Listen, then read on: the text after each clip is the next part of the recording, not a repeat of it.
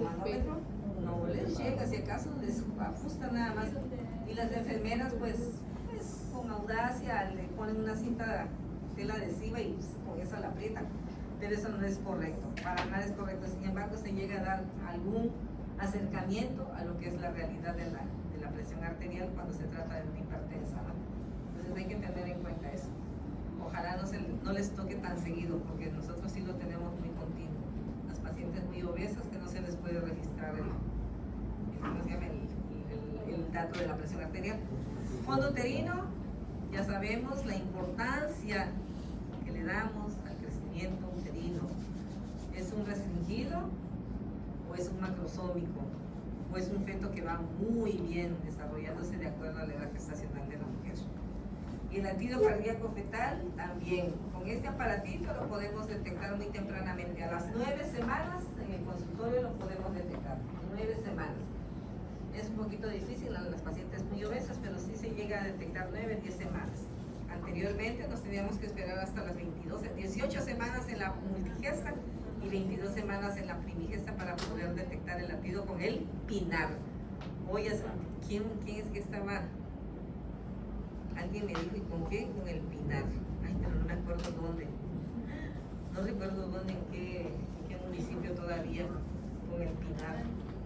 El pinar es el conito, pues, que ejerce una vibración acústica que nos hace escuchar el latido. Yo tengo uno. No, todos lo tenemos, yo creo. Yo tengo también el mío, y en mi consultorio también. Pero pues ahorita ya después del COVID menos todavía. Anteriormente a eso pues sí era fácil, bonito y así como presumible. Hoy por el COVID es obligado, no te debes acercar tanto a la paciente porque muchas de ellas ni saben que traen algún prospecto ahí de enfermedad y ya te hiciste cómplice de ellas. Sí, tengan cuidado, diga. Entonces el latido fetal por endovaginal es de 4 a 6 semanas. Ese es el ultrasonido. Con Doppler, el ultrasonido Doppler endovaginal a las 4 o 6 semanas les puede detectar el movimiento de quién, de las válvulas, principalmente y mitral también. Pero, y sí les deja escuchar el chasquido, chas. Pero con nosotros en lo clínico, con el Dopsone hasta las 9 semanas, 9-10 semanas. Ya de ahí en adelante todo el tiempo se puede escuchar. Los exámenes que tenemos que solicitar en esta paciente, tengan en cuenta que si hoy llega la paciente diciendo es que creo que estoy embarazada y apenas está en sus 9 semanas, no tiene ninguna utilidad tomarle ningún muestra para ningún examen. Tenemos de 8 a 12 semanas tiempo como para establecer esa rutina. Idealmente hablamos de la TSH, T4 libre, que corresponde a la función de la tiroides, más todavía cuando se trata de una paciente que ya perdió un embarazo, y peor todavía que no se lo hayan hecho, que ya perdió 2 embarazos, ya viene por el tercero. Entonces a esa paciente TSH libre, a la que veamos gordita, sobre todo las gorditas, hay que tomarle TSH, pero de 8 a 12 semanas es el momento ideal, cuando se está discutiendo su característica bioquímica con quién, con la monotropina coriónica. Acuérdense que son primas hermanas, nada más las diferencia. ¿Qué cadena? La beta, muy bien, porque la alfa es parecida, todo es de la misma familia, nada más que con la beta tú eres de ella y yo soy de acá. En el primer trimestre lo vamos a encontrar menor a 2.5 y eso es normal. Y en el segundo y tercer trimestre la podemos encontrar de 3.5, ya también como normal. Más de esos niveles ya no, ya podemos hablar si es para arriba, vamos a hablar de un hipotiroidismo. También pedimos en este tiempo la BDRL y el HIV, ¿por qué? Ya lo comentamos alguna vez. Sí, el BDRL es para sífilis, el HIV es ¿por qué? No. ¿Por qué pedimos en este tiempo de 8 a 12 semanas? Prácticamente es la primera consulta a la que llega la paciente. Y le pedimos BDRL y HIV. Porque sífilis puede dar sífilis congénita. Sí. mecánicamente la explicación sería, no, Para la placenta. Porque pueden traspasar la barrera fácilmente los elementos nocivos. En este caso, el problema pallidum y el VIH.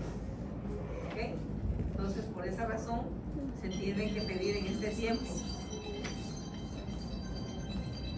¿Y qué se hace si da positivo? Si está positivo, le das tratamiento y tratas de evitar que llegue a traspasar la barrera.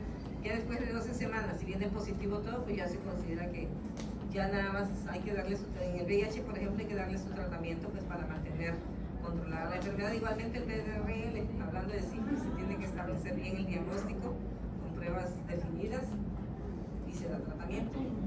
¿Okay? ¿De acuerdo? Esa es la ventana, pues. Esa es la oportunidad que tenemos para salvar al feto de la enfermedad de la madre. ¿Okay?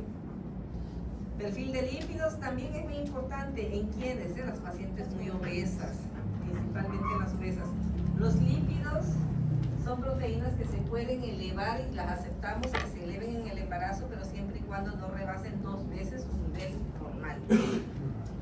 Pueden elevarse 1 y más 2, pero de más de 2, no. Ahí sí hay que darle tratamiento. El magnesio sérico también es otro elemento que sí necesitamos mantenerlo en conocimiento, sobre todo en conocimiento para ver cómo está, porque en adelante vamos a buscar el tratamiento con magnesio. En este caso, en ocasiones, cuando está muy bajo, se lo añadimos al calcio, y el calcio es un buen, ¿cómo se llama? Vehículo. Un perfecto vehículo para que se fije el magnesio. Eso sería la figura de un feto de 8 a 12 semanas. Y tenemos de 11 a 13 semanas, ya lo más muy conocido por ustedes, que es la realización de un ultrasonido, y ese ultrasonido nos va a dar como información la posibilidad de cromosomopatía, y así se pide.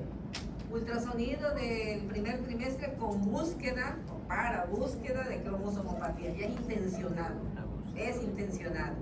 Tenemos que decirlo como tal para que aquel tenga la responsabilidad, sobre todo la responsabilidad. Anteriormente es como todo. Nosotros no sufríamos, pero sí nos molestaba, pero bueno, era poco razonable, ¿no? En el sentido de que pues, no había gente preparada aquí en el medio. Había muchos famosos ultrasonidos patitos, así se les identificó, ultrasonidos patitos, que cualquiera compraba un equipo inclusive de segunda mano, no servían para nada y mandaban ahí ahí sí eran como los imaginólogos, ¿no? Van a imaginarse lo que ellos decían, pero no real la respuesta o la interpretación. Entonces, búsqueda de cromosomopatía, pero además también a este ultrasonido le vamos a buscar que nos digan de la longitud cervical. ¿Para qué? Longitud cervical.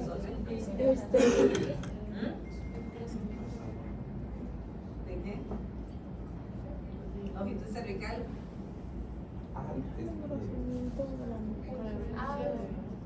Podemos buscar, en el caso de una mujer que ya perdió un embarazo 18 semanas, es que ya tuve un aborto, tenía 18 semanas, nadie le estudió nada, viene otra vez embarazada, tenemos la obligación de buscar la longitud cervical porque pudiéramos estar hablando de una alteración anatómica, patológica, cervical del cervix uterino. Entonces en el cervix uterino lo que vamos a encontrar puede ser un acortamiento Que no permita que se desarrolle. que no va a permitir que el contenido se mantenga en ese continente. ¿Okay? Va a pesar tanto el contenido que el orificio se va a ir abriendo hasta que se expulsa.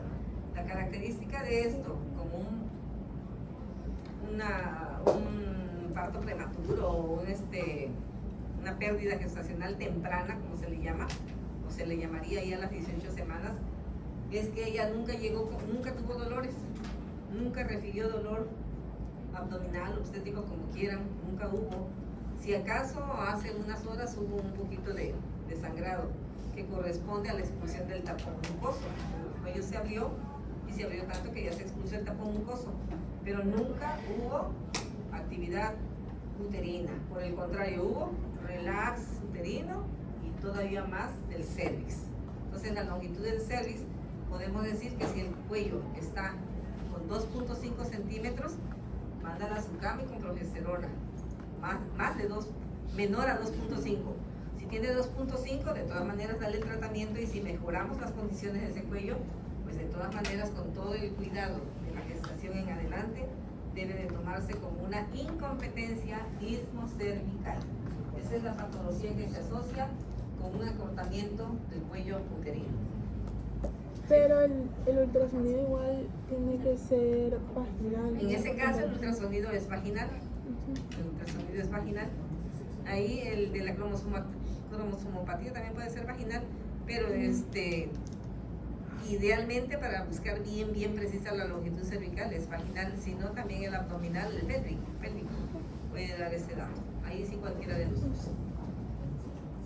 Y la hemodinamia de arterias uterinas, 11 a 13 semanas, dice aquí, 11 a 13.6 semanas, 13.6 semanas.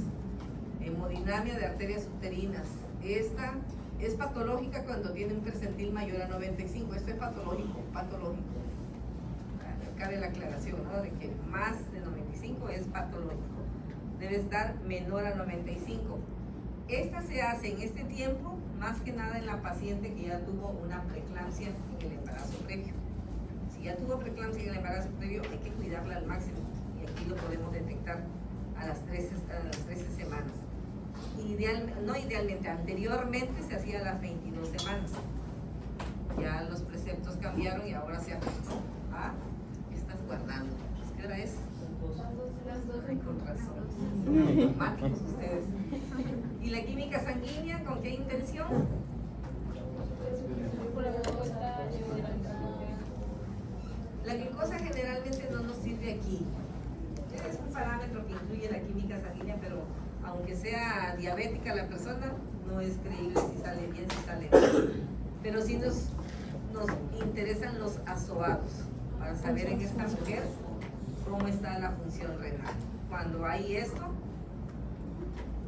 Me quedé con lo anterior, lo del tratamiento con progesterona, ¿a las cuántas semanas previas al parto se suspende el tratamiento? ¿En el caso de qué? Para acortamiento del Para la cervix. incontinencia ismocervical, a las 28 semanas, 28, 32 máximo. Ya que si se viene el embarazo en ese tiempo, ya no hay tanto riesgo, pues, por su prematuridad. Y en esos casos no se Máximo hace también 32 semanas. lo del cerclaje cervical. Sí, Sí. una incontinencia, sí, o incompetencia ismocervical. El tratamiento puede ser quirúrgico.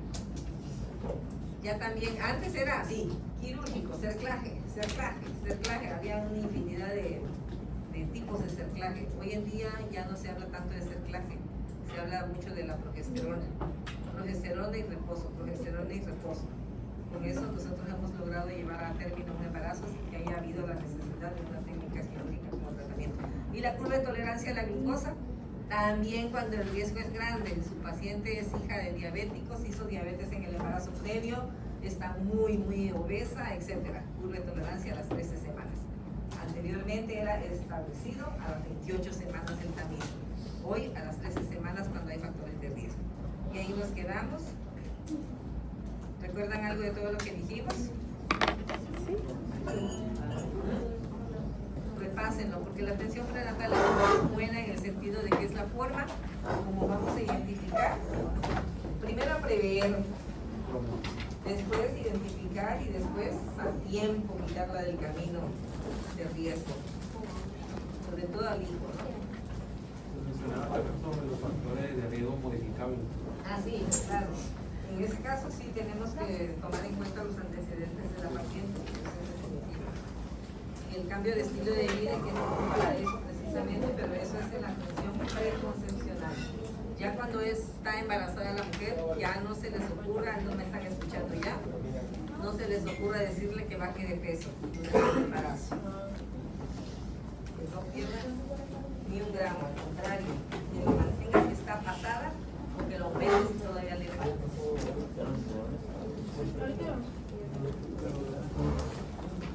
Es que no me checaban los muy acostumbrados todos a las yemas.